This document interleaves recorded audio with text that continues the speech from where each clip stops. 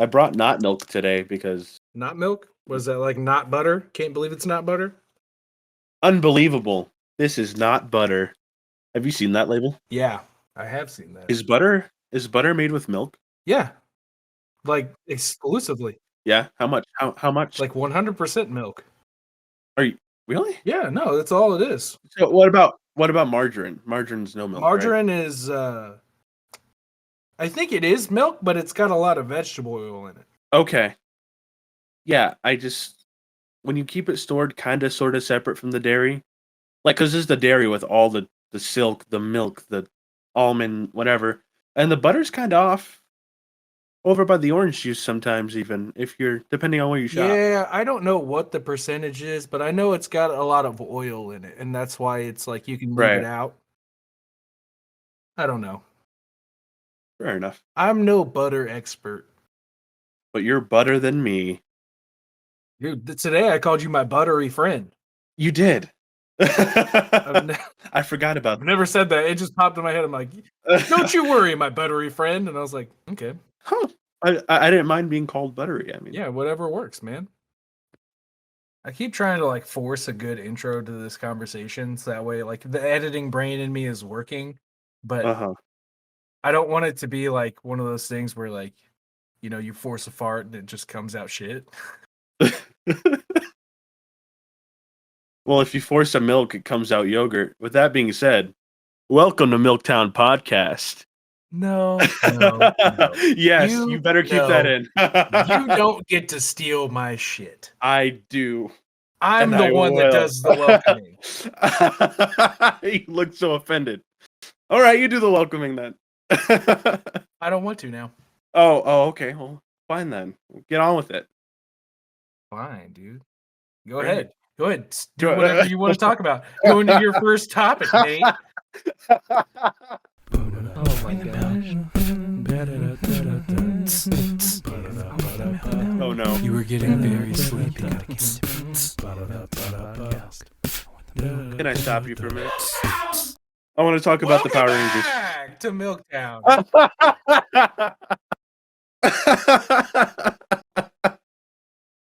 You want to talk about Power Rangers? I do. I don't have my notes, but I did take some notes on Power Rangers this week. Gotcha.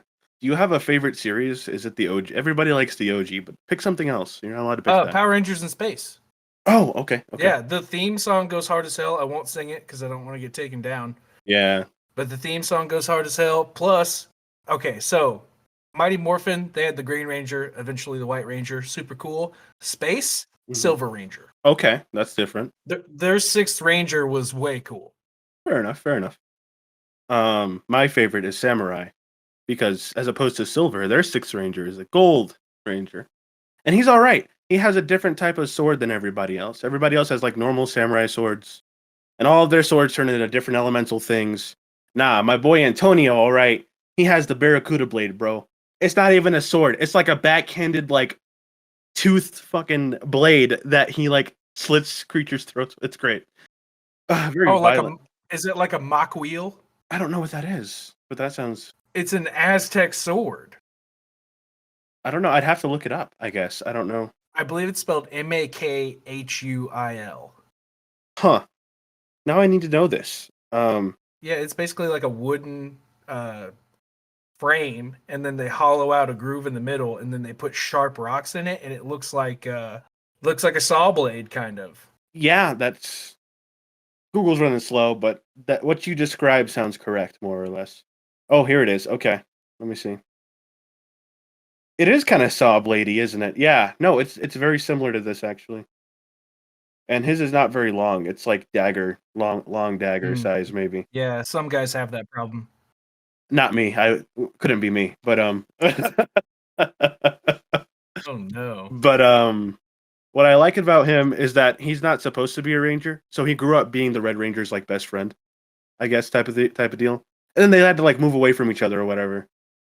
This guy was so committed that from like 6 years old on, he figured out the Samurai Ranger technology so well that he could transform all on his own, brought his own blade. Dude, he makes his living as a fisherman, like the whole nine. Dude built the whole life for himself. So I thought that was cool. So he manifested his way into Power Rangerdom. Yes, he is the Miz. How the Miz is to WWE, that's how the Gold Ranger is to the Power Rangers. So he started on Real World. Kinda, yeah. He started off, getting ridiculed, and he worked his way up. He's a little flashy because his element is light. That's his thing. Light's not an element. That it is for them. Okay, it is in the show. Everybody has an element. All right. That would be like if I was like, "Yeah, I'm the Power Ranger of umami." It's not a sense. Bro, come on. Don't be doing my boy Antonio like this. He's not even my favorite ranger. He's the cool sixth ranger for that. No, my favorite ranger out of there is the green one. My boy Mike. His name is Mike. Yeah, and I'm not gonna tell you. I'm not gonna tell you what is is green. Yeah, I'm not gonna tell you what is. No, no, no! I see the connection on your face. Absolutely not. Mike Wazowski. Now I'm definitely okay. That's not where I thought you were going. I thought you were gonna go with Shrek because Mike Myers. Oh no! Which is like, this is my swamp, and then I was like, well, I'm not gonna tell you his element now because you're gonna laugh. Is it swamp? Is his element swamp? Another non-element? It's forest, which is also not really an element, I guess. He's the Garrick Wild speaker of Power Rangers. He is! Except with the spear, because I think Garrick has an axe, right? I believe so. Yeah. Garrick's also like 7'5" if you look it up. Like canonically, he's huge. Dude, he came back in the fairy tale, cycle, whatever. They're not called cycles. What are they? Not expansions, whatever the word is. He came out of the fairy tale one, and that's not when he first came out, but he reintroduced himself. And he's a pretty good planeswalker, man. Not bad. Pulled Jay-Z on us.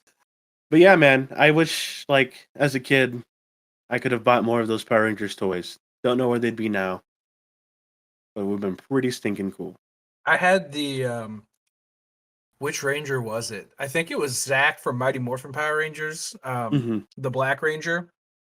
And they had those toys where you could flip their head and it went into the chest, and it like had the version with the helmet and then the unmasked version. At first, I thought you were talking about Pez dispensers because you pull back the head on those bad boys and bite the candy right out the neck. Yeah, I know what you actually. What I saw a video on how you're actually supposed to use Pez. Or no, it's how you load it. Yeah, I've been doing it one by one all my life, and cutting up my hands on the plastic doing so. Thank you. But yeah, I did see that video as well, and I had a friend who I did a community college, like, I almost said Broadway show. That's not correct. Community college type of musical theater ordeal with. And he's an older gentleman, but he was really cool. He brought me around his house. The man collects. I've never seen more Pez dispensers in one place in my entire life. This man is like a collector of.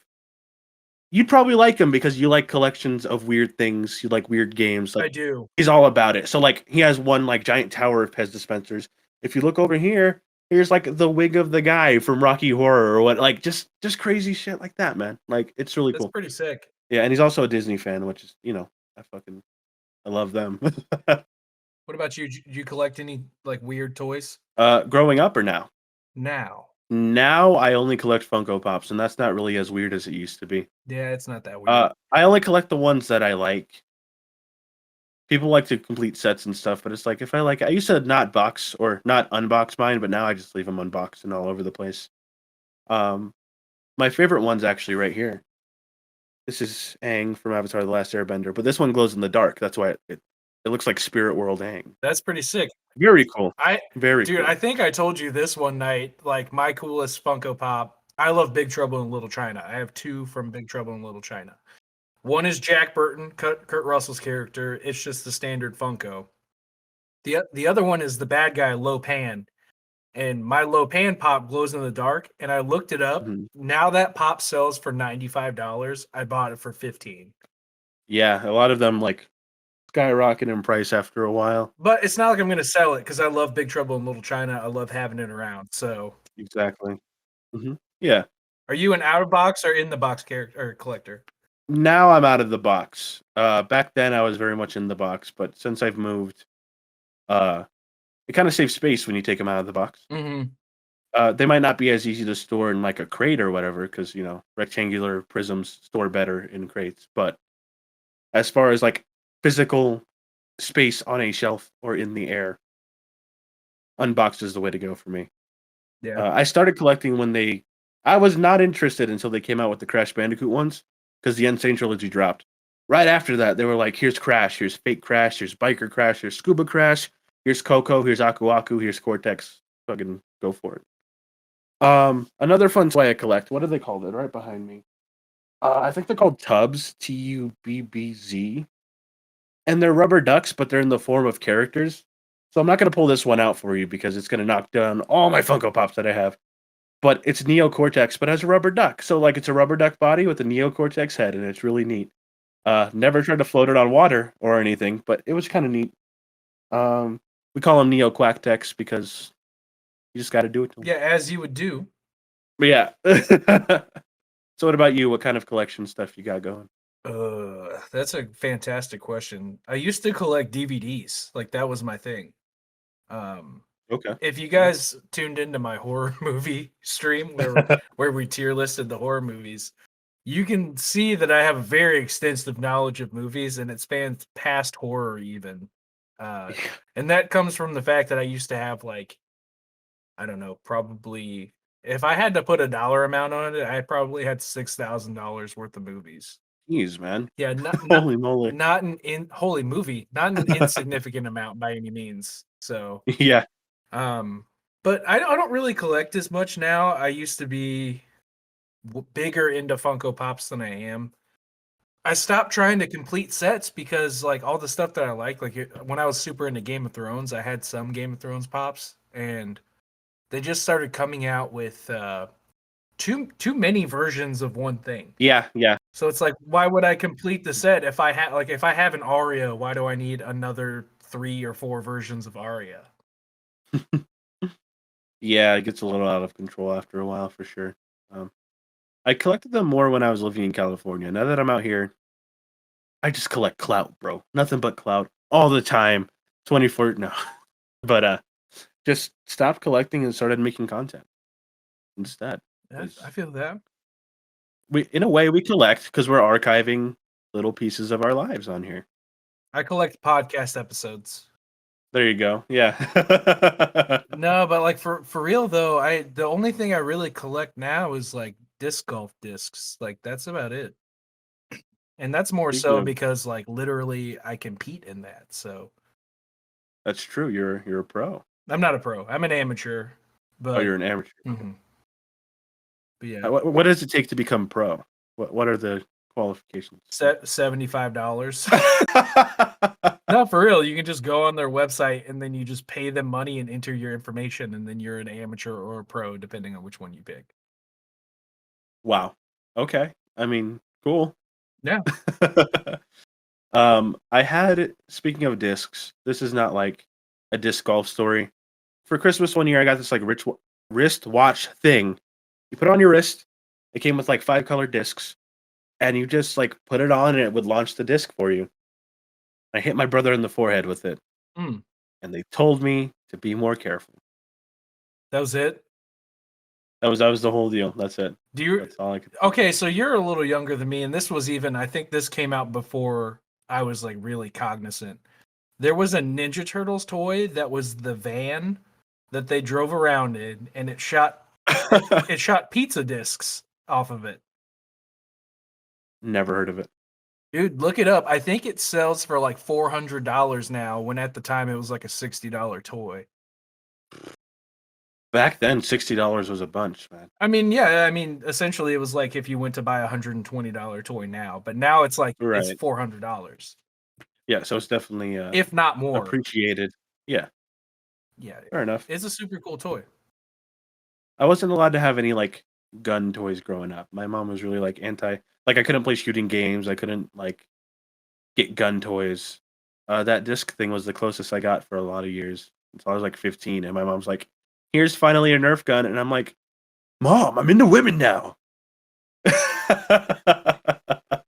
Okay. And I was like, so I want to see if we have a shared experience here. So, oh boy. when I when I was younger, my friends and I, we played a lot of really random games. Like, for example, we used to go into the backyard. And did you ever see the show Whose Line Is It Anyway? Yes, I love Whose Line Is We It. used to play Whose Line Is It Anyway in the backyard. Okay.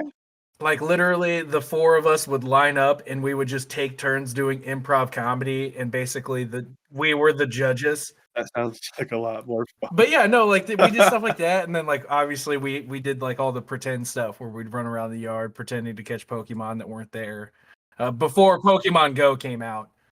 Right. I have a story in a similar vein. Growing up, we lived in an apartment with a patio right on front, and it had like a flat top edge to it, so you could walk across it. So we would like play Fear Factor, Oh yeah, I've and been there. just like walk across the patio ledge, and our parents would be like, "You're gonna hurt yourself," and we'd be like, "Shut up, mom! You don't know, you know." And like there was like an old rocking chair it was just on the property when we got there. So we would jump from the rocking chair onto the edge of the patio. We were small enough back then. Now I'm way too tall to be playing on some fucking patio, man. But like back then, ooh, I've hurt my ribs on that. I'm sure I've gotten some bruise. Like I've knocked the wind out of myself just jumping from the rocking chair to the patio. Just ooh, you know. Have you ever, speaking of knocking the air out of yourself, have you ever gotten on a swing, gone really high, and then landed on both feet and just like, ugh?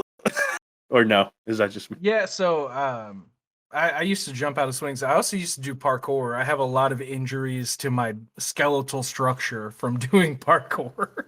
How's your collarbone? Oh, dude, actually, this unrelated to parkour, I messed up one collarbone. It was my right side.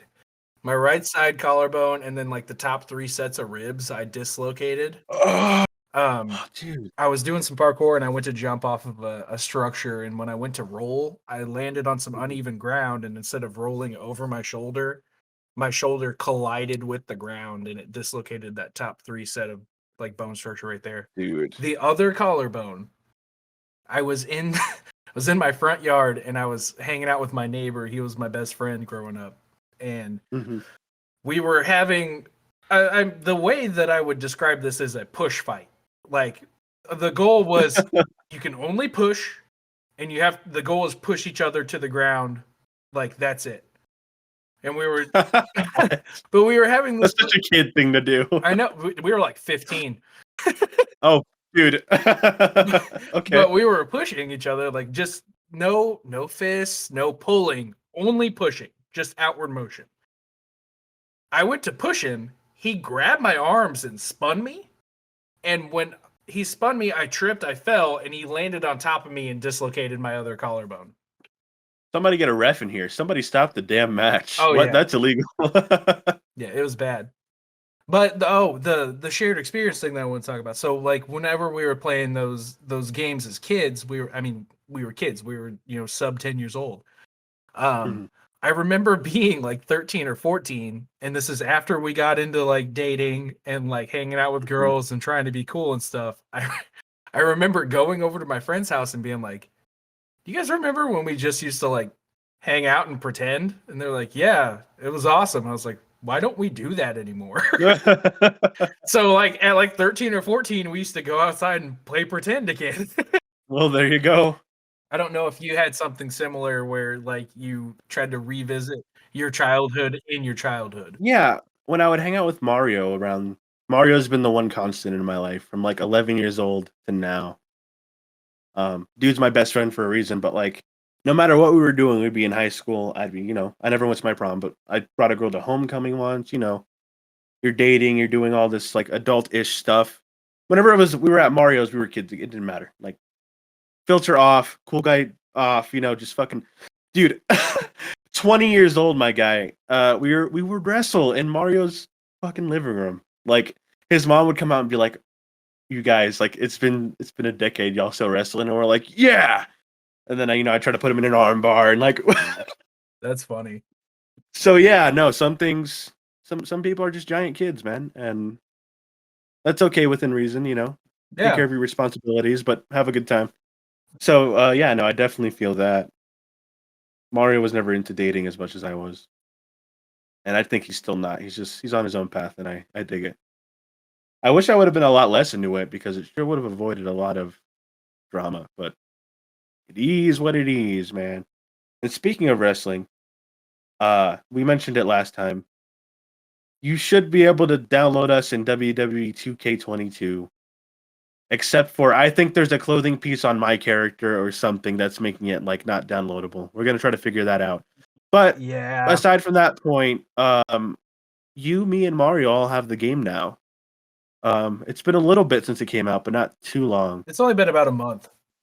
Yeah, I think so far, I don't play that many modern games, but I've been trying to get into more modern stuff, especially with wrestling, Mm-hmm. They changed the gameplay so much from how it used to be, like the old 2K games, and then even SmackDown versus Raw, that I'm kind of digging it. I just want to get a good group of like homies to sit down and just play it. Yeah, I think I even messaged that to you. So oh man, I spent like an hour and a half trying to download Nate and I, and I bought the what do they call it, the supercharger, because I was like, okay, Hmm. I'll just unlock the character that has the clothing, and I did. But then there's like a requirement of challenges that you have to do as well, and Yeah. I was getting frustrated, and I was texting Nate just like, this game is pissing me off. Like, you have one piece of clothing. Like, we're gonna have to change your fucking shirt. This is killing me. And then at the end of it, after all this long span of messages, I just go, the best 2K game in a while, though. Yeah. I did see that because I remember the complaints. I don't remember what I was doing, but by the time I looked at my phone again, I just like had a sly smile, like, okay. The problem was I had already sent it to download on the PS4 from the PlayStation Store or whatever. Yeah, that's what I did. So whether you liked it or anybody liked it or not, I had already bought the game. I knew I was gonna have to like, do something. Very different mechanics, very weird. Um, I'll pick it up eventually. Rey Mysterio is such a good like story to tell for the 2K showcase. Not to give anything away, but Yeah. I think he's one of the best covers so far because every year a different superstar gets the cover. Yeah. And I've been really into it so far. It's been pretty good. And I don't know if I've told the story on the podcast.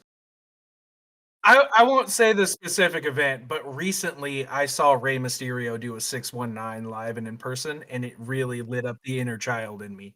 And I had a lot of fun watching that happen. As somebody from San Diego, I never got to see him do it live, but 619, if you don't know the story behind it, that's the area code for cell phones and phone numbers. It's 619. That's what he calls it that. It's just, I don't know. It was cool to have like a representative from San Diego to see him out in wrestling.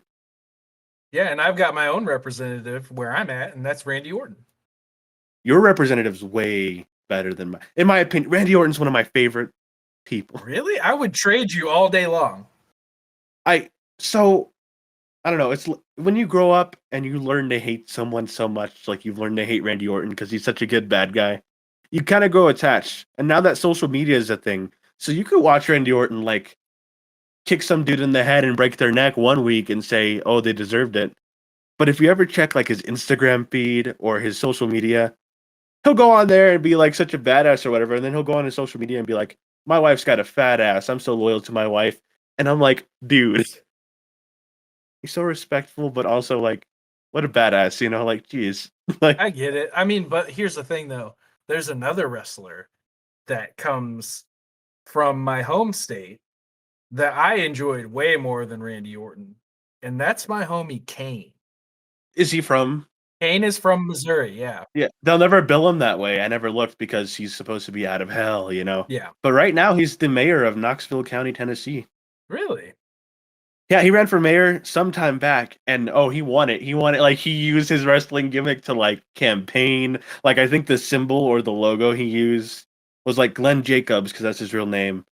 Just like with the flame, he's like lighting up the community or some shit. Like, and dude, Dude, what's with I love wrestlers it. becoming political figures? Because Jesse Ventura became like the governor of Minnesota or something like that. Yeah, man, there's a lot of that. Going back into toys, I did have a nice collection of wrestling toys growing up. Did you have Like the with the ring? little plastic ring. Yep, little plastic ring and everything. Not until I was a little older, because that's when we were into more. We were better off financially as I got a little older.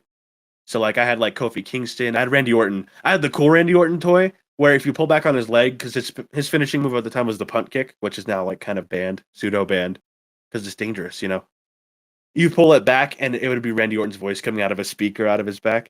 So it was like, you think you can beat me? And I was like, yo, that's so like next level. This was like 2009, but like just to hear Randy as I pull his leg back go, you think you can beat me? And then punt Kofi Kingston in the head like a Dude, I was so jealous of all oh. the kids that had the ring because the ring had like the elastic ropes. Yes. And They you could did, yep. literally pull back on a wrestler and fling it across the ring. And I was like, that's sick. Yeah. I just have to throw my toys like an animal. I did a lot of throwing toys before I got that ring. I don't think I got that ring for Christmas actually. I got the wrestler toys for Christmas. The ring was part of a reward. My mom was like, "Hey, if you get perfect attendance, go to school every single day, I'll give you $100." I've won it twice. I won it twice, and I think I'm the only person who ever won it out of the siblings. I spent my first round on like Rice Krispie treats because I was way into those. Chocolate milk, go figure, right? And just the newest WWE ring with like the stairs on the side. So it came with like the steel steps and the ring, and it had like the rafters so you could jump off, and it was. Uh, I I earned it though. It felt earned. You know what I mean? Like. That's pretty sick. Yeah, dude. My thing at the time was like tech decks. Do you remember tech decks? Yeah, I was bad at them. I don't know how you could be bad at them, but I was. I was horrible. But yes, I remember. I was bad at them too, but I had like I had the mini ramp set up and stuff like that. And I honestly think that I traded something for it. I was kind of a barterer as a kid. Oh, I can tell you. Can I tell you a story about bartering? Yeah, for sure. So my brother was a huge Beyblade fan. Huge Beyblade. You know, Beyblade is the spinning top, let it rip type deal. Do you know about Beyblade? I know a little bit. I wasn't like super into the anime or anything. They're basically overhyped metal, like spinner tops, pretty much. Yeah. And there was the arenas that came with them. My brother had like 5 or 6 of those. He was in elementary school. I was in middle school at the time. I would like challenge my brother in like matches to win them from him, and he'd be like, "Here you go." So they'd be mine, but they'd never like leave the house type of thing. So he could always play with them too. I started and ran the Beyblade black market in middle school. I can admit it now that I made a good amount of money. Like I think one time my mom gave me money for a school dance, and I lost the money somewhere. So I sold a Beyblade. I went to the school dance, and I had enough like money for like refreshments and stuff, like crappy lemonade, like. And my brother, to this day, if you ask him about Beyblade, he'll be like, "You sold my fucking Beyblades," like, because technically they were his. He got them for Christmas.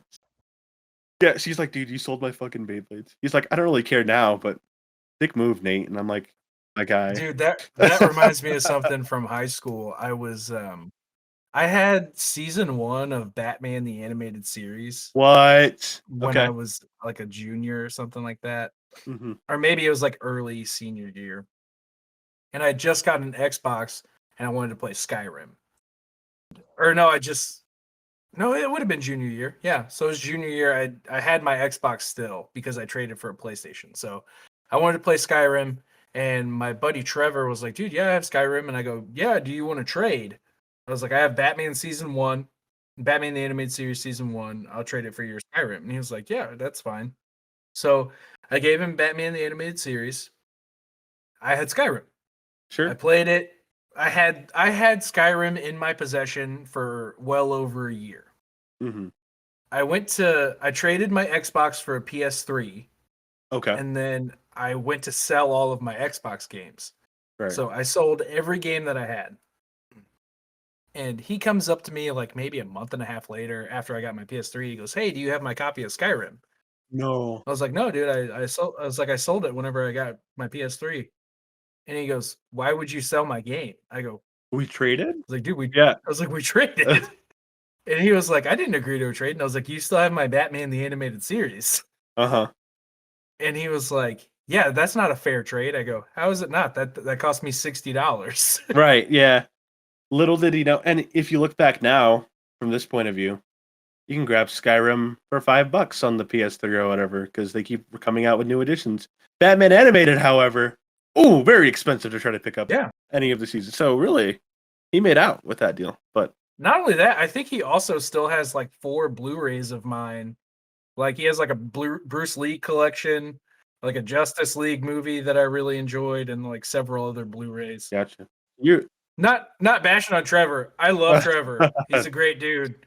We just had a miscommunication in high school, and it wound up biting me in the ass. I've had a couple of miscommunications. Man, high school was rough because that's like I said, that's like the dating times, you know what I mean? So, like, people would be together, and I'm one of the guys in choir. When you're a choir guy, there's, like, 4 of you and, like, 50 other girls. So, I gotten in trouble for, like, talking to someone's girlfriend. I'm like, you know, when you're in high school, I guess people are insecure or whatever, but it's like, dude, I don't want your girlfriend. I want the notes so that I make sure I know what the fuck to sing because I didn't get my sheet music yesterday and I keep forgetting to bring it to class because my mom kissed me up all night with her drama. Anyway, I would just get in so much drama for nothing. And I'm like, dude, I just want to be like normal. Normal's good. I was actually thinking about this the other day, speaking of like being insecure and in high school. Hmm. And it's not that I was like reminiscing or anything. It just like popped in my head randomly. You know how bad memories do that. Yeah. Uh, so when I was in high school, I was in like a semi. Well, no, it's serious. I was in a serious relationship, Okay. and it wound up not working out. Obviously, like you know my girlfriend now, and I plan on marrying this woman. So no surprise there. But in high school, Yeah. um, I had switched high schools halfway through, and I was in a new Hmm. town, and I was dating like a girl that grew up there, and she got nominated for homecoming queen, I think it was, and I was such an insecure fucking piece of shit that I didn't vote for her. Dude. Yeah, I was. Yeah, and people were asking me about it, and they were like, "Why didn't you vote for your girlfriend?" And I was like, "I don't want to see her standing next to another guy." Was my reasoning. And looking back on that now, I'm like, Jesus Christ, I was super insecure and Dude, that's like awful. really kind of like manipulative and stuff. And I was like, God, I'm so glad that I've grown as a person since high There school. you go. Grown as a person, but I'm still about to throw down in that 2K. Don't get me wrong.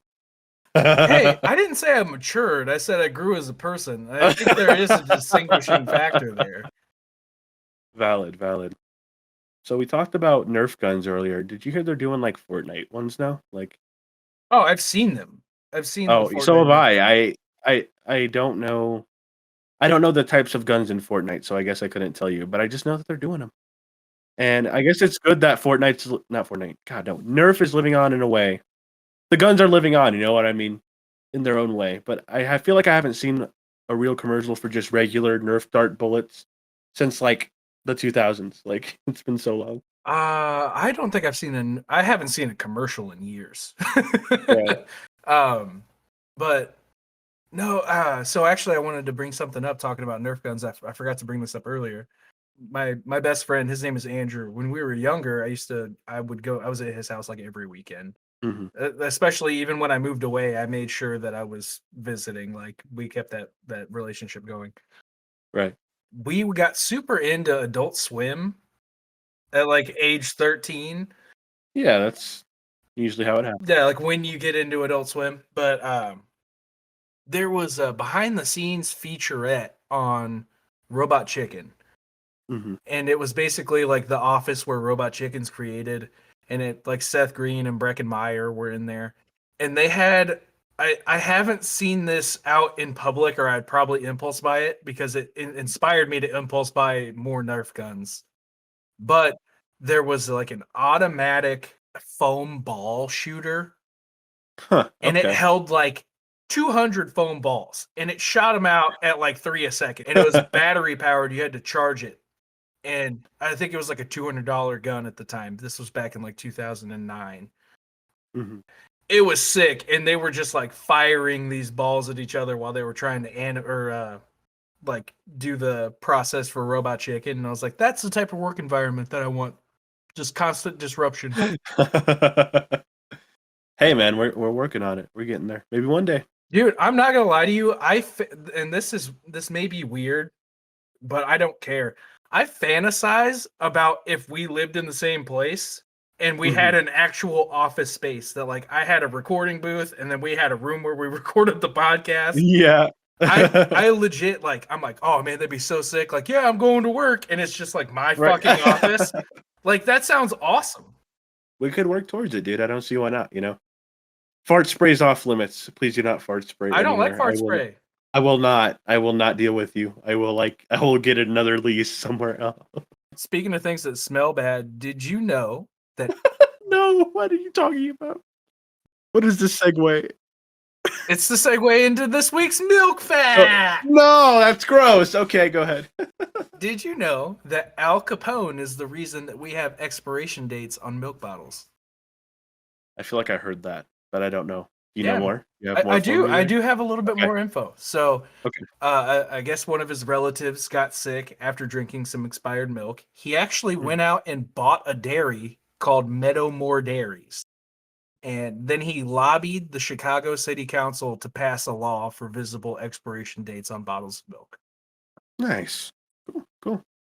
Yeah, actually that time period where Capone was running Chicago is like the reason we have a lot of laws that we have now. Like that are beneficial to people. Yeah. People, oftentimes criminal minds aren't always malicious in the murder kill way. Sometimes sometimes criminality is just another way to fight an injustice that's happening. Yeah, Yeah, shit, like dude. I'm not even gonna yeah, say that this group is like criminal, but they have been ostracized and like kind of sort of targeted. But like, right. you realize that the Black Panthers are the reason that we have the WIC Yes. program? Yes, yep. Yeah, exactly. That's what I mean. I feel like a lot not all crime, because some people definitely deserve to be locked up, but a lot of criminality is rooted in societal issues that take forever to get fixed. So, Yeah. think about that before you just pass judgment on people. Sometimes. Other times, pass your judgment, but, I mean, think about this. Do you know it's illegal to fill a pothole yourself? N why? Because it's part of an infrastructure. It has to be correctly filled, otherwise it can become an issue. They never fill them correctly anyway. Exactly. But Ever. What are you okay. like literally, like let's say you were driving down your street and there's a pothole that's like 19 inches deep. Like you hit it and it messes up the suspension in your car. If you go out Mhm. there with a bag of Quikrete and you fill that pothole, you can go to jail. That's stupid. Hey, did you know that you could adopt a street? Mhm. I'm sure you've seen the signs around. And if you adopt a street, it is your legal obligation to, like, clean up that street for, like I think it's, like, 3 days a year or something like that. Yeah. But you can do it as often as you want. It's technically not legal to clean up streets you haven't adopted, because that's another city thing, depending on what county you're in. Hmm. Like, you can get in some counties, you can get stopped for going out there with your own bag and doing it. I feel like you wouldn't, but I think it's like a written law somewhere. Anyway, I've always wanted to adopt a street. Don't know what I'd name it, but I mean, you can't name the street physically, but you can name it after. Okay, well, don't look at me like that. Like, yeah, obviously, Milktown. I got it. The Milktown Memorial Highway sounds fucking sick. It does. We should adopt a street. How much does it cost to adopt a street? There's like a small fee, but besides that, like it's Also, yours. what street are we gonna adopt? Like, is it gonna I don't be know. here? Is it gonna be in Utah? We're just gonna have to move in, man. Move together. It's how it is. We gotta work towards that eventually, man. Doing podcasts on Discord's great and fun. If we're working, if we keep on working together, we gotta meet somewhere It definitely would be better if we were in the same room. for sure. Which is I've said that about sex. Well, yeah, like, we gotta make do with what we got, man. Don't be so picky. Hey, it's not me being hey, come on, it's not me being picky. I just saw your shirt, so can I ask you something? What's up? You're wearing a Blockbuster shirt there. Mhm. How integral was that place of business to your childhood? Blockbuster, dude, I told you I had $6,000 worth of DVDs. Were they all from Blockbuster? No, but some of my VHSs were. Okay, okay. I didn't even tell you, dude. I had a sick VHS collection too before I got my DVD player. I think I had, I can't put this in a dollar amount because I wasn't buying them for myself, Okay, but I can put them in a volume amount. okay. You know, like a standard storage tote with like plastic with the lid. Yes. I had 6 of those full of VHSs before I turned 8. Dude. I've always loved movies. It's been, yeah, I guess I'll say it. I was raised by the TV. I for real was. Like this was before cable. I would burn through copies of VHSs and have to get new ones. Like some that I burned through. Surf Ninjas. If you haven't heard of Surf Ninjas, it's an incredibly bad movie, but I love it so much. What else was there that I burned through? I think I burned through my first copy of Fellowship of the Ring, which I don't think you've Okay. seen. I think we've talked about this. You're not a No, Lord of the I Rings haven't. guy. Yeah. No, well, not yet. I just like I said, it's not out of dislike, it's just out of, like, not being cultured. I just finished Harry Potter 5. Oh, you got through 5? Yeah, so now I only have 6, 7, and 8 left. Sick, dude. I didn't know you went and watched 5. You're making some real progress. You're doing better than my boss. My father-in-law and I try to tackle at least one a week, is how we've been doing it. Greek Easter's this Sunday, so we're gonna probably do another one. Greaster. Greaster, yeah. Seasons Greasons. For me and Blockbuster, though, tail end of it for me, obviously, because when it did close down, it was, like, 2014, 2015. Was it that late? For the last few, yeah. My local one closed down when I was, like Oh, yeah, no, you grew up in California, so you probably had access to Blockbuster longer than I did here in rural y Missouri. yes. I think I was, like, 2011, 2012 was, like, the last time it was publicly available to us, and my friend and I would go down there and always rent Scooby-Doo 2. Monsters Unleashed. Yeah, always, and just go watch it at his place. Get the Jonathan popcorn pack. Jacobo. Get the popcorn pack, with the candy and everything in it. It was always fun. All right, so Uh, I have a real question for you. Do you have a weird way that you eat popcorn? um, Like, is there a ritual for your movie popcorn? Like, if you're sitting down at home, do you doctor your popcorn in a weird way? doctor, you mean in prep, Yeah, I'm like, assuming? do you have additions to your popcorn that some would consider weird? Um, Sometimes, depending on my mood, I go in there and go for the garlic salt. Want a little bit of a garlicky popcorn sometimes. Okay, no, I understand that. I've seen weirder stuff than me. I'm pretty tame with mine. Sometimes I'll put red chili flakes in there just to give it a little kick because it does get caught in the kernels, and it's Mm, good. I'm a black pepper and red chili flake guy for sure. Okay, for sure. That But makes sense. you ever put like candy in your popcorn? M&Ms, mix M&Ms with popcorn for sure. That's a good one. You're an M&M guy? That's a good combination. Swedish Fish. I've done Swedish Fish, which is really weird, That but is it's really weird. good. I like it. Well, Okay. okay, so I can see it because Swedish fish are kind of waxy, right? So like the butter on the popcorn, it's not really doing anything to the texture of the Swedish fish. You're just getting sweet and Exactly. salty. So I mean, I can get it. Yep. Yeah. But no, you ever tried Junior Mints and popcorn? No, whoa, that's out there. It, That's a different one. that Okay. it's Is it good? dude, it's weird, but it's good. And honestly, if you're at home and like, let's say you like, even if you're not the biggest fan of Junior Mints, you can get a box of Junior Mints at the dollar store for $1.25. You can get a bag of popcorn for like 15 cents. Please just try it once. Let me know what you think. Give it a go. Yeah. Because it is weird, but I promise you, like, you'll be like, not bad. Yeah. I mean, I'll give it a shot. We have popcorn now. I could probably go pick up some Junior Mints. Actually, I could probably pick up some Junior Mints before or like right after this podcast finishes because I got to go out and find food anyway. Yeah, I feel that. Grocery stores I'm right about to there. forage the Waffle House. Nice, dude. I was gonna say Mario, who we talk about a lot. We should have him on sometime. He doesn't stream or anything, but he's just a really cool He dude. needs to get a better microphone before we can have him on. Oh, for sure. No, I'm not doubting that. He definitely. I'll have to send him my old blue snowball or something. But he likes to put Parmesan cheese on his popcorn. It's not weird. That one is that not a weird one? To me it was. No. I maybe I don't like the smell because it reminds me of street corn. When I grew up, there was like the carts with the vendors in the street corn. Elote. Yes, and so my family would get it all the time, and it just always made the house smell like fucking feet. And I'm just like, I'm trying to watch Blue's Clues, man. Please, please. My boy Steve over here. All I smell is feet, homie. Bro, I just had like the weirdest version of deja vu. Dude, that look on your face told me like you were having a That's So Raven vision, dude. Like, Oh man, like it was more like deja intendu. Like I've heard this before, not deja vu so much. But it was so strong. Like it felt like we had this conversation 50 years ago. I don't think we ever have, but I've had that with you where you'll say something and I'm like, have I not talked to this guy about that? I swear. But then I know I haven't known you even for a year yet. So like, We have not known each other 6 months. We've known each other 2. that's slow. I feel like I've known you a long time, my guy.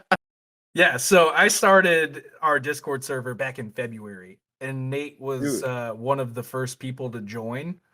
Yeah. So, I mean, he was in on the ground floor of the server. He's an admin in the server, but like we've literally only known each other since like Valentine's Day. With that said, I'd be crushed if we ever lost our friendship. It might have been a short time, but dude, you're a homie. Like, geez, that's nuts. 2 months, Yeah. dude. All right, we got to give it a couple of years. You're hurting me. You're aging me. I'm gonna become older than I'm you. aging you. Yeah. That's it, huh? 2 months, Yeah. dude. Isn't that wacky? I've gotten in bigger kerfuffles for people who I've known for a lot longer. I think the reason why we click so well is because we're so similar.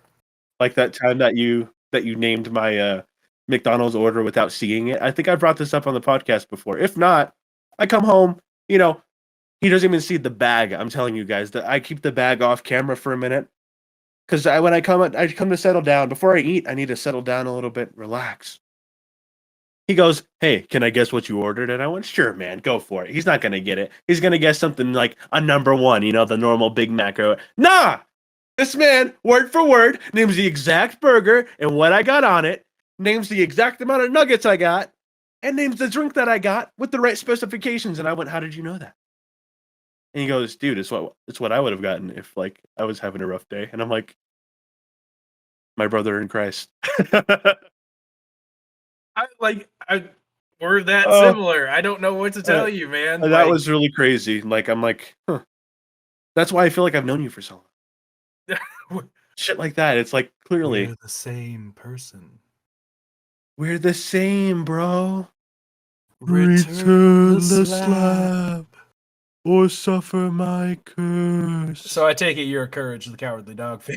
Oh, don't get me started. I love it. Seen every stinking episode. The creepiest episode. A lot of people say it's Return to the Slab, all that. No, Perfect creeps me out so much. Have you seen that one? Where the teacher comes by the house and is trying to teach Courage to be perfect, like perfect posture and all that? Yes, I don't know the episodes by name, but I have seen that one. It's creepy. My Courage episode that sticks out in my head. Do you know the episode where he's at the butcher shop and there's like the hog butcher? Yeah. Yeah, that's the one that fucked me up as a kid. In that same era. This might be a little later. Do you remember Codename Kids Next Door? I just watched a video essay on Codename Kids Next Door like So 2 did I. months ago. So Was did I. it the same one? I don't know, maybe. Was it how it ended? Yes! That is the one I watched! Sir! We're so similar, our YouTube recommended is the same. I was waiting for those words. I was like, is he gonna say how it, dude? Yeah, I'm gonna look up the guy since we both watched him. Let's give him credit because it's a good thesis. Very well done. All right, so the YouTube channel, his name is Jordan Fringe. Yes, Jordan. I've been watching a lot of his stuff lately, though. I watched the Ed, Edd n Eddy one right after that. So did I.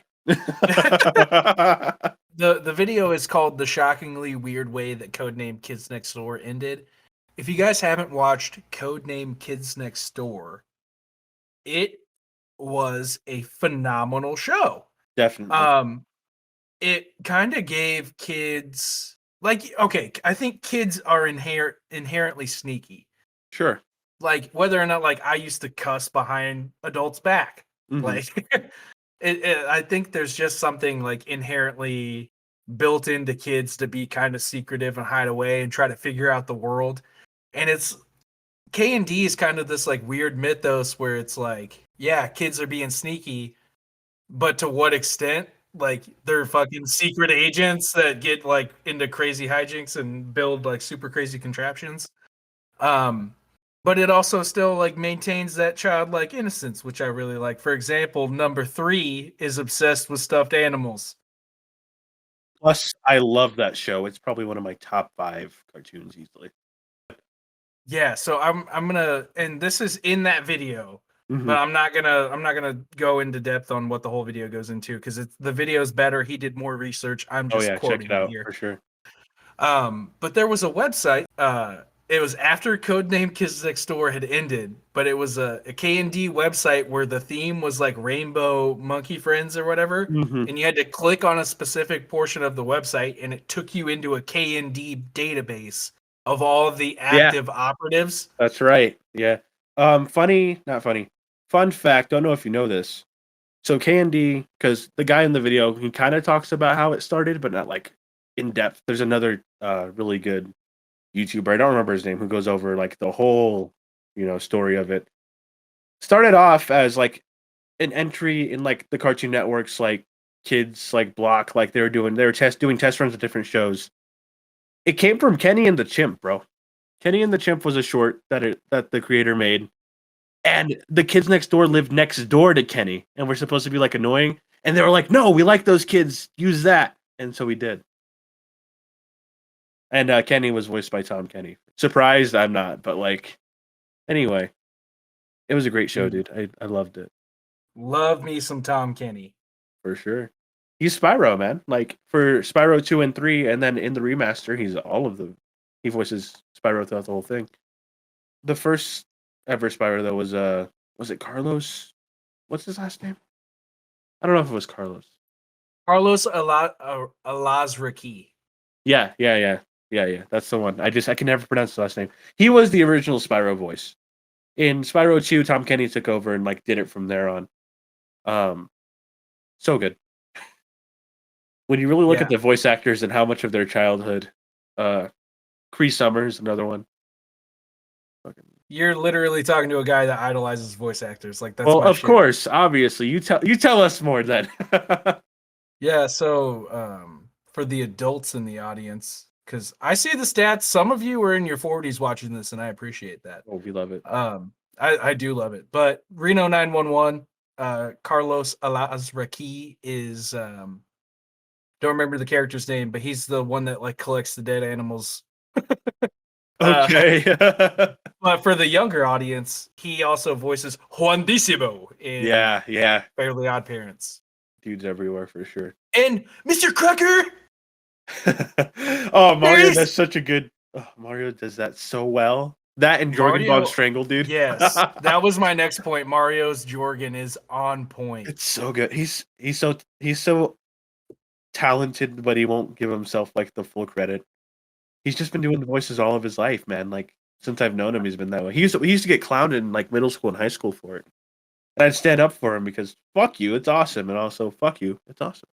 And we're still friends now, like, "Ugh, dude's so, like, talented without trying." I'm like, "God damn it." My talent's all in singing, and since it's allergy season, there'll be none of that. And also, since we're live, there'll be none of that. I've been getting requests lately for, "Hey, when are you gonna do a singing stream?" And I'm like, "When I don't get copyright stricken." I think you can usually do covers mostly and be okay, but you can't post them. Like, you can't post the VODs, I don't think, is where it is. There are some streamers who do covers and stuff, but, people have asked me, they're like, how did you start singing? You don't even look like you do that." And I'm like, "First of all, thanks a lot. Second of all, for a long time, like, from 11 years old on, I've been singing in choirs and musical it happened by accident. I don't even know what happened. Like, I did a choir class in 6th grade. I liked it, and then in a flash, we out here. I mean, that's kind of how like stuff happens though. Like sometimes you just fall into it. Like I've never really considered voice acting, right? Right. I watched a movie in college. It's called I Know That Voice. It was made by John DiMaggio, who Okay. voices Bender in Futurama, as Yep. well as many, many other characters. He's a very prolific voice actor. People were very against the, reboot until he said, "Hey, I'm gonna do Bender." Nobody wanted to Yeah, hear it without him. saw that. Like, yeah, that was crazy, but it's cool that he agreed to come back. Anyway, go on. Yeah, so this movie, it's called I Know That Voice. It just kind of opens the curtain on what voice actors do. Mhm. Um, Up until that point, I had done theater Okay. a bunch. I had done improv comedy. Improv's so fun. Yeah. And what's funny, like mentioning that earlier, like we used to do Whose Line in the Yard. Like I kind Mhm. of like legit, I prepared my whole life to do what I'm trying to do now Yeah. without realizing it. Uh-huh. So like I've always tried to mimic people, even though I'm not the best at it, but I've acted, I've done improvisational stuff, I can come up with things on the fly, like all these things kind of like watching that movie, they're like, yeah, this is kind of what you need. And I'm like, I do that now. Yeah. Been doing that. Yep. That's my shit. I remember, theater is a big part of my life, as everybody knows. I'm always doing illegal things on stream by singing little bits of songs or whatever. And so, I don't know, I think there's something powerful about a story being told by live people where it's not reproduced anywhere else. You see it once and it just transforms you, and you'll never see that exact same cast of people again in that same, like, I don't know, that's very special to me. It's like no one can take it. Like, you can't buy it. Yeah, you can make movie adaptations of it, sure. But I don't know, something about being live and then being on stage is very powerful. Because then you get to be the storyteller, and that's great. Yeah, there's something to be I think there's just in general about like performance, like whether or not it's theater, Mhm. music, comedy, whatever you go and see live is going to be more memorable. And I think this is going to harken back to something that I've said before is that I think people just want to share an experience. Yeah. When you're a part of an audience that's engaging in something with someone in front of you, Mhm. it's like whenever you just sit around a campfire and tell ghost stories, like you're going to remember it more than just watching a movie because it's less a movie's less interactive than There's no you barrier. kind of you kind of build a relationship with the actors Right. even though you're not Even if you don't know them personally. interacting Right. with them. Yeah. Yeah. It's like listening to podcasts a little bit because you sit here like some of you have never met Nate or I in real life. A lot of you actually. But you sit here and you listen to us and you kind of get to know us and like if you were to ever meet us, it would feel like you knew us for a long time. For a while, yeah, for sure. I know. I do miss the stage for sure. I haven't done a theater thing since like 2018, I think. I don't know. It's just so fun to play characters, whether you're doing a comedic character, like the last thing I did, which was like a musical review, or I was in Rent, which was really cool. I got to play Tom Collins. That's the other thing. You get to be someone you're not. Tom Collins, gay, you know, philosopher. Me, straight, not so philosophical all the time, but like it's just really cool to like it gives you a better feel for an experience of a life you've never lived, you know what I mean? And it makes you a more accepting person overall, like, I left, Rent, like, and that's a show all about, like, pro LGBT, like, fight AIDS, like, that's the whole I've never had AIDS, but now it feels more powerful to me because I had that experience, you know what I mean? I get it. I'm not gay, but okay, nobody's 100% straight anyway, so let's make that clear right now. But, you know, it just feels you feel more ingrained in the community, you know what I mean? And, like, you're putting on a production for something bigger than yourself, and that feels really cool. Dude, yeah, I get that. So, have you ever heard of a production called The Foreigner? No, no, I haven't. So, it was written by a man named Larry Shue. I don't know the exact year it was written. I think it was like mid 70s. Mhm. It got pretty popular there for a while. It's not a musical; it's just a stage production. Yeah, Um, but it's about small towns, racism, right. um, and kind of feeling alienated. It's a really good story. It's Gotcha. very funny. It's designed to be comedic. Nice. But I in that production, I got to play the main bad guy. His name is Owen Musser, and he is not the Grand Wizard of the KKK, but a very high-ranking KKK member. Okay, Um, fair enough. one of the most one of the most powerful things that I'll ever remember in my life. Um, I grew up in a small town in Missouri, so Missouri is like smack. It was like literally smack dab in the Midwest, like where I grew up. Right. Um, I always was under the impression, just because of the day to day interactions with everyone that I met, Mhm. that this town and other surrounding towns, just in the area in general, were more susceptible to racist behavior Mm-hmm. than not. Because, like, I mean, for example, I think there were maybe 3 people of color in my school. Okay. That being said, one of the most powerful experiences I've ever had, whenever I came out opening night in Act 3 in full KKK garb, white hood Oh and my everything, god. uh, it was so quiet, like, you could hear someone could have dropped a pin in Utah, and you would have heard it Over there. in the middle of Missouri. It was crazy, and, like, I've never had the opportunity to play a villain like that, and let alone one that's, like, racist and, like, bigoted. Right. But seeing everyone react to that, and then them coming up to me after the show and being like, "I hated you." And I'm Well, like, "Okay." that's a good thing, though. I You know? know, and I was That's like, wonderful. "That's exactly what I want. I wanted you to Yeah. hate what I was doing." But it was, like, it was really cool to see, like, I thought this town was regressive, but I got to But see they're them actually progressive, I got or to at see least they're them progressing, you know? Yeah, I got to, like, Yeah. witness that firsthand. It was very cool. Yeah, for sure.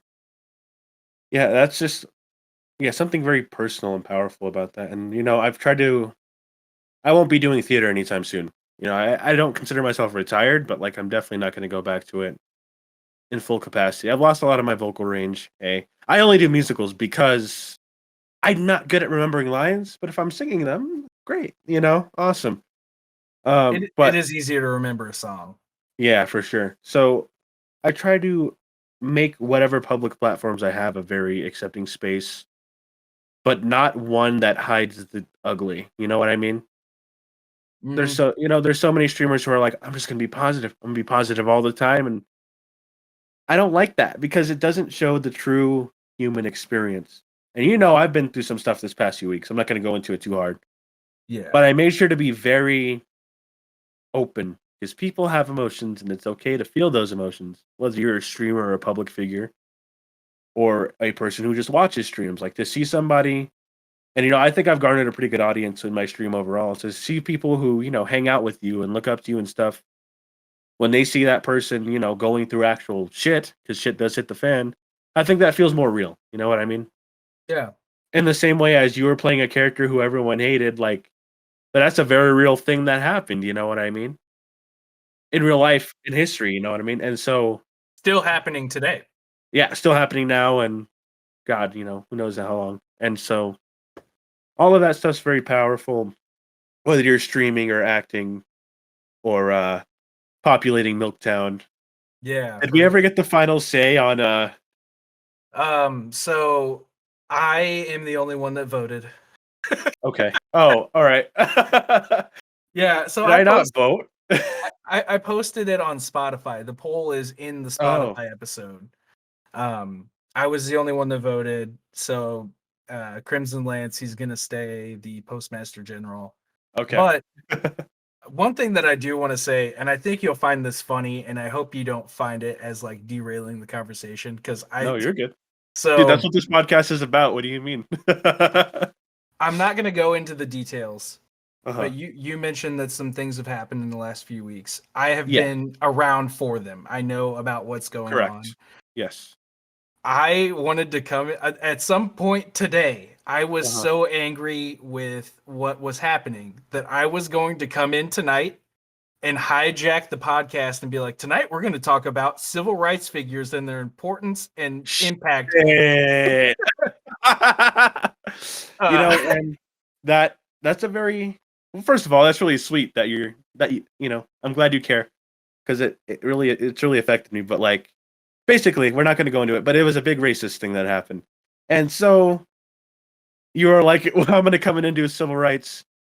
Several things went through my head before the podcast, like, maybe I do want to bring up, maybe this is an activism episode, but then I was like, I'm a guy who yells at bandicoots and, like, stays up late at night collecting gems with the dragon. Like, I'd rather just stay that guy and do right? podcast and just have a good time, because fuck racism. Um, don't know if you were there for that conversation when we were all in the Discord, but one of our members, like, it got really quiet after I told my story. He went, "You know what, Nate? fuck racism.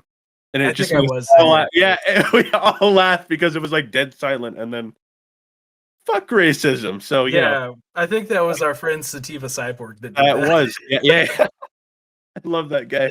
He's the one who got me to into teaching tabletop games.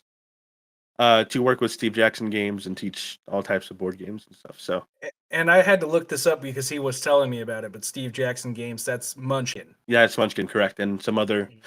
Mm. People know them for Munchkin, but they have a lot of other games that I find are a lot more enjoyable and fun. Because Munchkin's more that race to the top type of thing, and that's cool. I enjoy it, Mm-hmm. but so much more to it than that, and it was such a cool time, and I think I've been inactive too long now to go back. Oh Um, yeah. because I didn't look to transfer to whatever one is here in Utah. And I didn't want to because the game stores out here have a different feel than they do back in California. California, I walked into a board game store expecting it to smell like armpits and ass and like, the stereotypes. It didn't feel that way in California though. Oh, here, y'all need some damn. Oh, I'm not even gonna name any brand names. Pick something that smells good. Put that shit on your pits. Take a damn shower. I'm sorry. It has to be said.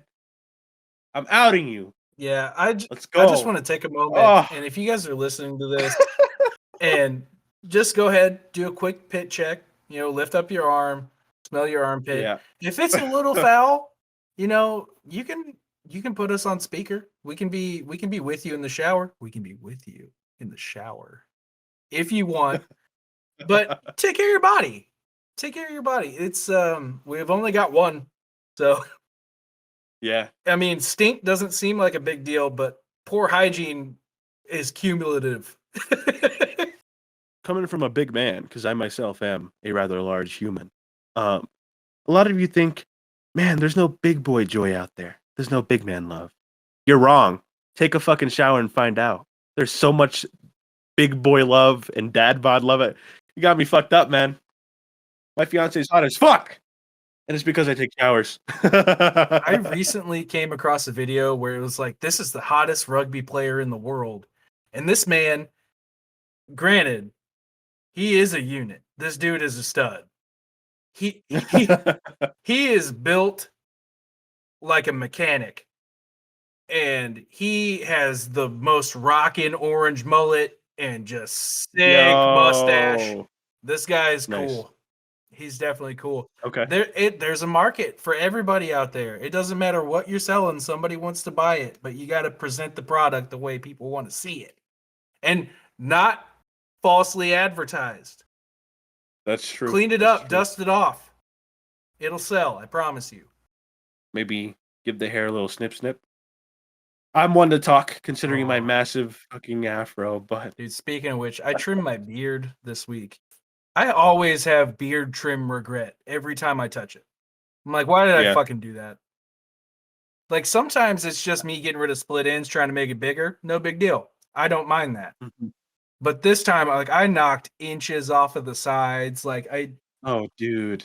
Yeah, I trimmed up for an appointment at work, of which that person bailed on me. So that sucks. Literally trimmed up for nothing. So yeah, I was pretty pissed off. Fair enough. Yeah, I can't really grow a full on beard per se. I try to keep it to the goatee anyway. I just feel like a full on beard might be unmanageable for me personally. But you see like it grows in like patches and everything. I usually try to keep to the goatee, but I've just let it go lately. And now it's starting to like do this like sideburns to like it'll all connect, but it just gets like spotty. And I wanted to shave. Yeah, real Keanu Reeves beard. Speaking of Keanu Reeves, that man, he is in one of my favorite movies of all time. It's Bill and Ted. bad. No. Oh, no. Okay. No, it's a bad movie. It's not good by any means. But I think we talked about this in the Mortal Kombat episode. The man who played Scorpion, I believe, in the new Mortal Kombat. Right. One of the best actors on the market, whether or not he speaks English, doesn't matter. He was in this movie. This movie's called 47 Ronin. Heard of that. Yeah, it's based on a Japanese legend about the so-called 47 Ronin. It's a really interesting story. The movie takes some liberties, kind of adds some fantasy elements to it, kind of whitewashes it a little bit with Keanu. Yeah. I mean, that being said, it was marketable to how I'm just gonna phrase it as Western culture. It was marketable to America at the time it came out, which was like 2013. Hmm. So I mean, it's been about a decade. Things have changed since then. I mean, with the popularity of Squid Game and whatnot, K dramas, J dramas, they're all And getting up there. those have been. I mean, now it's blown up, but those have always been like things of intrigue for people. Squid Game and stuff like. Yeah, I The just mean in films both. America in general. Yeah, yeah, exactly. Yeah, films It's both kind American and Eastern. There are like cult classics that like nobody's gone over, and now they're starting to Mhm. pop up because Squid Game got so popular. If I can recommend one, if you guys want to watch a foreign language film that's like awesome, Mhm. it's called Journey to the West. And if I know a lot of people have seen Isn't that these. what Dragon Ball Z is based off of? Yes, so Dragon Ball Well, Z is Dragon based Ball, on the Dragon Ball. Sorry, it's technically yeah, Dragon Ball, but yeah. Dragon Ball is based on Journey to the West, the story. The movie Journey to the West, the guy that directed it also directed Shaolin Soccer and Kung Fu Hustle. Okay. So two very funny, sort of over the top action movies. Super funny. Even if you just watch the dub version, like go and check those out because they're hilarious. You'll piss your pants. But Journey to the West, I couldn't tell you when it came out, but it is a pretty good retelling of the Journey to the West story. And if there's any like Hayao Miyazaki fans in here, you'll see some of the influence of Journey to the West on his work Mhm. if you watch that movie, because the movie kind of makes it more palatable. Because I think Journey to the West was initially written like I want to say like 4,000 years A ago. long time ago, yeah, the original story. So it just makes it more palatable to the modern audience. It's a really good telling of the story, and it's funny, and it's got some good action. It's worth watching. Cool. Speaking of Dragon Ball / Dragon Ball Z, and going back to toys, I had a singular Dragon Ball Z toy. It was Teen Gohan, not a Super Saiyan, just regular with gi. And I think I lost it at my grandma's house. Or so I kept it at my grandma's house because we kept all the toys in like the hallway cabinets. They were just full of like grandchildren toys, which is really sweet Mhm. of her. My grandma on my mom's side, sweet lady. Or she's passed away now. When she passed away, all of those toys went to my little cousin without like anyone's consent. Lost my Gohan toy. Pretty bummed. I see Dragon Ball Z toy or Dragon Ball Super toys now when I go to Walmart or wherever, what have you. Mhm. Yeah, that's that little anecdote. I thought it was cool. Despite not being a Super Saiyan, that hair was still super spiky. Definitely stepped on the head a couple times and just been like, ah. So like a Lego. And then speaking of my grandma's house, another tangent. My first bowl of cereal I made on my own. My grandma taught me how to do it. Showed me once. I decided to pour the milk before the cereal, and I just remember her laughing, and then I laughed, and it was really silly. That's my milk fact. My milk fat. Yeah, perfect. My milk fact or anecdote, if you will. Poured my milk before the cereal, like a heathen. Oh, speaking of heathenly things, do you go sock, shoe, shoe, or do you go sock, shoe? Okay, so my brother asked me this Oh question no! recently. Oh, really? He is a sock shoe person, and his What? justification is he puts his leg up on his knee. So he's like, why would I put my leg down, switch legs, and then put it back up and switch legs again? Which I understand from a standpoint of just being a lazy fuck. Um, Yeah. I am a Wow. I am a sock shoe person because I Yeah. don't sit down to put my shit on. I'm standing. I stand and I bend down, and I'm so tired in the mornings that I stand at the edge of my bed, and when I bend over, my face is in the bed, and there's a chance that I could fall asleep again. So it's literally me, like basically face down in the bed, putting my socks on at the foot of my bed, and then my shoes are away from everything. And I don't put my shoes on the way everyone else does. I have collapsible shoes. So I slide Okay. my feet into the shoes and then I take off. And then once I get to work, I'll fix the heel. Okay, interesting. I am also a sock shoe guy. Oh, go fucking figure. We're the same. Because well, yeah, no shit. But like my brain is always in runaway mode, not because I want to run away from anywhere now, but how I grew up, you need to always be ready to leave the house if, trauma. Yay. But even if you're in a fire, I don't want to be half shoed, if you know what I mean. I don't want to have one sock and one shoe on like a moron, okay? You run around the house in your socks, both of them, or run around outside in your shoes. If I'm going sock shoe and half of my house blows up, I'm gonna look like an idiot, barefoot, but also with a sock and a shoe on. I'm not gonna die looking like a damn idiot, all right? Fine, blow up my house. Great. You're not gonna catch me with a sock and a shoe and nothing else on. So, oh god, I pictured that as nothing else on, meaning like no clothes. Let me stand back a little bit. Yeah, just dick swinging. They just don't appreciate. They don't appreciate the Milktown style. Yeah, we don't judge in Milktown. No, we don't.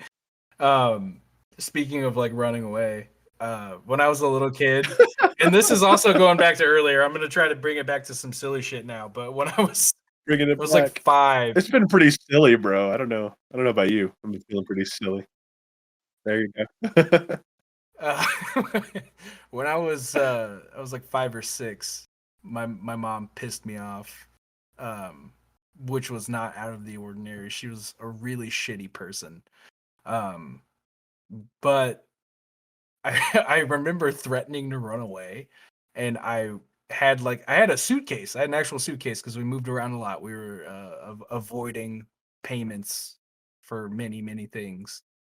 But I had a suitcase, and I was like, I'm running away, because like she wouldn't make me a turkey sandwich or something like that. And I went to my bedroom and I grabbed everything that was important to me. So I grabbed Page Master on VHS. I grabbed my VCR, and I grabbed. Are you giving us your like runaway kit right now? Yeah. So basically, my runaway kit was like my go-to movies and my VCR, and literally nothing else. I didn't pack any clothes. I didn't pack any toothpaste. I think I grabbed my Harry Potter foaming hand soap that was out at the time, and it had like book art on it instead of the movie stuff. It wasn't a movie tie-in; it was a book tie-in. And I think I packed that, and I was like, I'm leaving. And I took my suitcase outside and I started to walk away. But like, I only knew the town that I had been in, so there was really only 2 directions I could go that I knew, and one was either to my elementary school up the road, or B, to the antique store that I went to with my mom every day. So I walked outside. Not exactly good hiding places. Yeah, and I was like, I don't want to hide at school. Like, that's the last place I want to run away to. And then B was like, I can't go to the antique store. I don't have any money. I have a runaway story, but I was older. Oh, yeah? Well, I was 9, so not like older, but you know. Oh, okay. I mean, like same age. Yeah, exactly. So I didn't even run away. I said, I hate it here. My mom went, okay, get the fuck out. So I did. I like walked out, and I just kind of stood at the front door, staring at the ground, crying. My grandma lived with us at the time. She was having like end of life type of care. We took her into our home for it. And she was like, my mom's name is Stephanie, just like my fiance. So go figure, make your jokes, y'all nasty. Anyway, my grandma was like, Stephanie, what are you doing? Let that boy back in here, My mom was like, no, he has to learn. And I'm like, I didn't learn anything. I didn't choose to be out here. That I hate it here. Yeah, right. And which, I mean, honestly, and I don't mean to take this away from you, your story here, but I read something recently on there's something to be said about establishing your home as a safe space for your kids when you have kids. Like, they shouldn't feel like prisoners in your home. They should feel like they live there and are a part of the home. Right. And I was like, wonder what that's like. Oh, dude, we're so similar. We both had really fucked up childhood. I was like, relatable. I couldn't. Yeah, no, definitely. And then I had another more uplifting story again. Ups and downs of this podcast. Ups and downs. The ups and downs of Milktown. But going back to turkey sandwiches, my grandma, because I love that woman. She made me a turkey sandwich once. She put mustard on it. I didn't like it. I don't like mustard now. Didn't like it back then. That was the sandwich that taught me I don't like mustard. I'm sorry to hear that. And then I played Spyro, and she told me I was really good at it. And then she passed away before I could finish the game. So now I play it for all of you and finish it over and over and over compulsively. Man, I gotta get me a Blockbuster shirt. See, we You look so were on cool. different I'm wavelengths so because you were like, I jealous. gotta give me a Blockbuster shirt. And I was like, you need to go to talk therapy, my guy. And that's not a dig at you. I honestly think you would benefit from it. I would benefit from some therapy for sure. And it's not even like, it doesn't even have to be therapy. It could literally just be a talk session. Right. Because Yeah. sometimes like just a guided talk Yeah. winds up helping more than anything. That's what I have Sativa Cyborg for. He's a counselor of some kind. I don't know exactly what he does for work, but he used to like guide people with job counseling, but he does like a lot of different type of counseling. Okay. So cool dude. Very He's cool. definitely talked me through some stuff. Back when I was in my college days, teaching board games. Dude, so when I was in college, I got really into the board game Boss Monster. Have you heard of this game? I've heard of it, but I've never played. Dude, I loved the game. It's like a dungeon builder. Like, so basically you draw a hero character card and then you build a dungeon out of cards, like a Mario level. Yeah. With different obstacles and stuff. And I thought it was awesome. And then I was going to buy it for myself. And if you Googled Boss Monster, I don't know if it's still this way. I don't know if it's gained like some fans or whatnot. But like the internet was mad. They're like, this game fucking sucks. What? I was like, what? Like, this game's awesome. You guys must have shitty friends. Like, I enjoy most of the games that I play. I would say the community makes the anything, honestly. The community makes the game. The community makes a good stream, a good Discord. Your community makes everything, dude. Like having good friends to just kick it with will change the experience, even if you're playing something shitty. Oh yeah. Like it doesn't matter if you're doing it together; it's good. Except for Uno, y'all are enemies in Uno. I don't care. Y'all don't want the smoke. I'm telling you right now. There are a few. I think there's a few games designed more to just cause anger than good time, and Sorry. I don't enjoy those games. Sorry, in Uno. Sorry. Monopoly.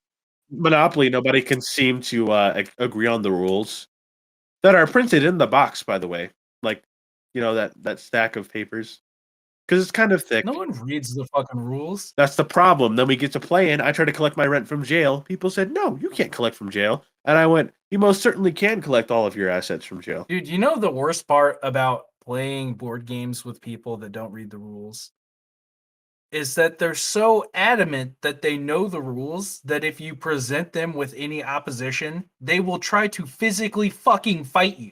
A, that, yeah, no, that's true. Physical fighting has definitely occurred. Or B, you'll read it to them, and they go, "That's not how I play it." And they go, A, that, or also, they must have changed the rules since the last time. I'm like, nah, homie. Like, why can't you just take your L for a minute? What?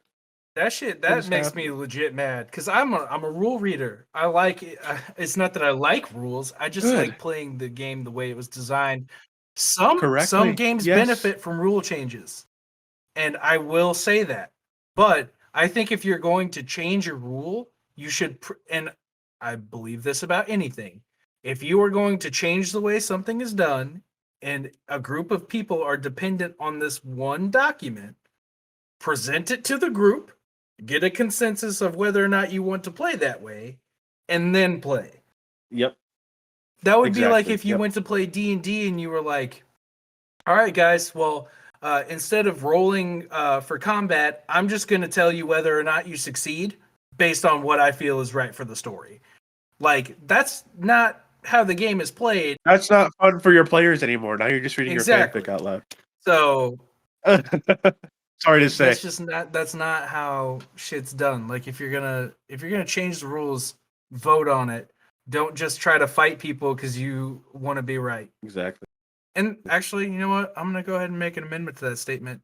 That applies to everything, not just board games. Don't try to fight people because you want to be right. Prove your point with words like an adult. Words and proof your actions, and not just venomous crap that you would Now I feel like we're in an episode of Power Rangers. Okay, what color are you? Pick a color. You can't ask people what color they are, Nate. That's insensitive.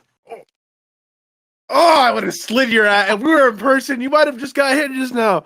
After what I've been through this week, nah, you're not going to tell me anything about.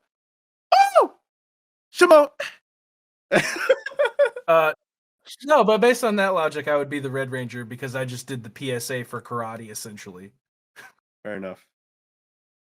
I don't know. I like the green one, but the green one's not in every iteration.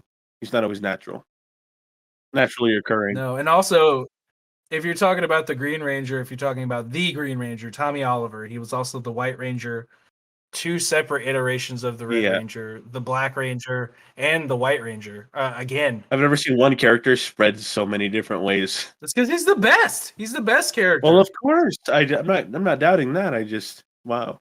Also, I wanted to bring this up to. Well, I actually wanted to save it for Mr. Couple of Co-ops, but we're talking about Power Rangers, so I'm not going to recycle this. I saw 2 things about Power Rangers. Did you know that Netflix is working on a Power Rangers universe within their streaming space?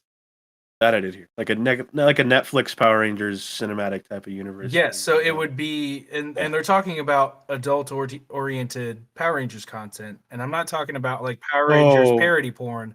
I'm talking about like. Okay, good. I'm like, be careful with that. I'm talking about like back in 2012, there was a fan film made with James Vanderbeek about Power Rangers getting corrupted and stuff like that. Oh, and also I think it's still out there. If I can find it, I'll post a link to it like in my Discord server to share. Mm-hmm. But yeah, dude. Like, I will say one of the best plot threads of Samurai. There was a certain Nylok. The Nylok are the alien race that they're fighting in this one. And his power was to like mind control pretty much. And this is the only time I've seen it, but I haven't seen all of the Power Rangers iterations, so I don't know. He got the Blue Ranger, which is like he's almost on par, like on the skill level of the Red Ranger, and they had to duel it out. And I'm like, they're not gonna show that. They won't show. Oh, dude, that was like the most badass fight of the season, dude. Like to watch the blue and the red fight, it was like, yo, he might actually get clapped by the Blue Ranger here. Like, yo. Hey, speaking of the Blue Ranger, so good. Mighty Morphin Power Rangers. The man that played Billy, his name is David Yost. If you guys don't know, there were stories circulating. I don't have enough facts to tell you anything about it other than what I've read. He only has milk facts. It's true, milk facts and milk jokes. But David Yost claimed that he did not return to Power Rangers essentially because he was bullied off his set. He's an openly gay man. This was in the mid-90s. I think I did hear this. And he claimed that he was bullied off set. I don't disbelieve it, but I'm also wasn't there. Anything I say would be hearsay. Right. But with that being said, with the talks of this Netflix extended Power Rangers universe happening, there's talks of him coming back. Let's say they kind of owe it to him if that's true. There's talks of him coming back to the Blue in Ranger the progressive world that we live in now. They owe it to him, man. Yeah, like that's rough. Like that's ridiculous. But yeah, I'd be excited to see it. I'll keep my eyes peeled for that one. That and the we're supposed to be getting a Narnia Netflix. What? Thing. Yeah, so they were going to do all of the books instead of just like the movies that only did 3. That was supposed to be starting production in 2020. But we also know 2020 was like the plague year of the world. You can Google it and check what the progress is. I haven't checked in a minute, but he was going to do not C.S. Lewis, but the producers were going to do every single book as like a Netflix series, just sure to. And if they are going to do that, I'm there, dude. We've talked about this several times. Yeah, I got to reread those books, dude. It's been a little while now. I think you can get them, and this is not a plug, but I legit think this is the case. I think you can get them for free on Audible. I think they're included in a membership. Okay, I'll check it out for sure. But Nate's favorite Narnia book is Magician's Nephew. Mine is Horse and His Boy. So, like, of all of the Narnia books that got like there was what was there? There was Lion Witch in the Wardrobe, and then it was Dawn Treader, and then it was Caspian. Well, Prince Caspian. Oh, Well, so Caspian was flip the. Caspian was book 4. Yeah, and Dawn Treader was toward the No, end there. I I'm don't just remember talking which about order. the order in which the movies came out. Was it? Oh yeah, so it was Lion Witch in the Wardrobe, Prince Caspian, Voyage of Okay, Dawn so I Treader. had 2 and 3 swapped. Yeah. So of all of there's 7 books in the series. 3 of them were made into movies. Nate and I both like the books that no one ever talks about. Nope. Yeah. That first one, I don't know. I get a lot of weird looks when I say that, and they're like, "Was it the only one you read?" I'm like, "No, but it's a slow burn. A good amount of The Magician's Nephew is subtleties and like very normal shite, Mm-hmm. so that when you do get brought into this to Narnia, you know, it's a big deal. Like you just watch these British people be normal as hell, drink their tea and everything, and then whoop, we're in the magical world. That's great. So I love it. did judge you the first time you told me it was You did. Magician's Nephew. So I was like, that's the worst book. But I went back and I started thinking about it. I was like, maybe I judged him a little too harshly. It's been a while since I've revisited the Magician's Nephew. Yeah. So I looked up the plot synopsis because I have read it. I just needed to jog my memory. Yeah. And as an adult, I think I really would enjoy the story of Magician's Nephew just because of the absurdity, especially now that I've gotten into like Stephen King and the way he incorporates fantasy in the real world. Yeah. So I think that that's a story that I would enjoy. And I think if done correctly, it would be really funny to see. I think it would wind up being, do you remember the movie Halloween Town? Yes. I think it would be in the same vein of fun as Halloween Town was feel when that it way. came out. Yeah. With that, yeah, I don't know. The world felt more. That first book, to me, established the world. By the time I moved to the second one, I'm like, it makes sense. It would be a wardrobe. Like that's some weird. I don't know. The first one, like I said, I don't usually like things the best based on them being the first. Like the first Crash Bandicoot's not my favorite one. I'm not gonna make it the best. I'm not gonna claim it as the best just because it's the first and it started things. Mm-hmm. But The Magician's Nephew boggles my mind. I don't want to go into it too much because I'm not going to give you a book report. It was one of my first, like, everybody else started on Lord of the Rings or Harry Potter. That was my first fantasy book, man. Like, so when we got into it, it was like, it was really good. I liked it. I want to read the whole series again. Haven't read it in a long time. This is going to be divisive, and I don't care. The Lord of the Rings books are fucking trash. Yo, I haven't read them. I can't say anything, but whoa. Which is okay. So ironically, I love the Lord of the Rings movies, right? I think they're incredible. The books are fucking garbage. Okay. And here's the reason. Fucking Tolkien, he was not an author. He studied languages, whatever that fucking word is that I can't remember right now. He invented the Elvish language before he ever developed a story. Didn't he also invent orcs? Wasn't that him? I believe so, yeah. Which is also, orcs is just a terrible allegory for racism. A lot of Lord of the Rings is... I didn't know that. I haven't seen it or read it. Racist allegories. Like, if you look at the elves, they're just prim and proper white people. That's how he thought of British people. If you look at the dwarves, that's how he viewed Scottish people. Oh, yeah. No, I'm not excited anymore. Well, here's the thing. And that's something. So that's something that Dungeons and Dragons has worked to undo, is the racist connections to those fantasy races. But that's off topic here. Yeah. The fucking Lord of the Rings books. If you start in book 1 of Lord of the Rings, Fellowship of the Ring, so it starts at Bilbo's 11th birthday party, and then fucking straight downhill from there. It kind of gets into some action right away. You get Gandalf coming up, meeting with Frodo. He's like, "Hey, keep the ring secret, keep it safe." And then, can I ask? Bilbo's the original. I've seen The Hobbit. He's the original Hobbit, yeah. Okay, so Bilbo was the main character of The Hobbit. That's what I meant. Sorry, but is he a Hobbit himself or no?